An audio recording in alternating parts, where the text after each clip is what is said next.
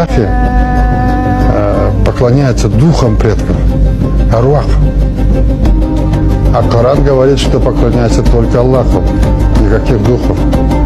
Но мы, зная 7 поколений своих предков, мы духом предков поклоняемся. Я не вижу ничего в этом страшного.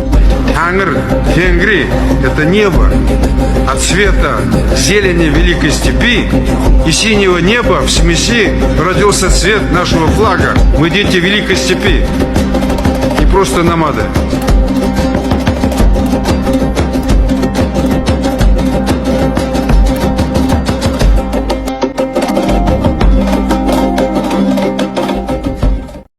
Тәңіршілер туралы қайда кетті? Тәңіршілер туралы бір ауыз ойыңызда білсем деп едім дейді.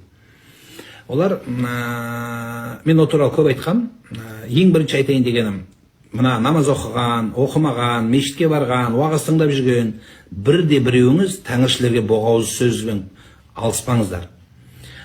Көп көрем, солардың астына комментарий жазып, солармен жұлысып, сен кәпір, бір нәрсе сөйлеп қойса болды, қазір тәңіршіл дей береді бізде. Дұрыс емес ол. Олар біздің азаматтарымыз. Олар шындықты іздеген азаматтар. Алла тағаланы жалғыз деп тану дініміздің басты негізі.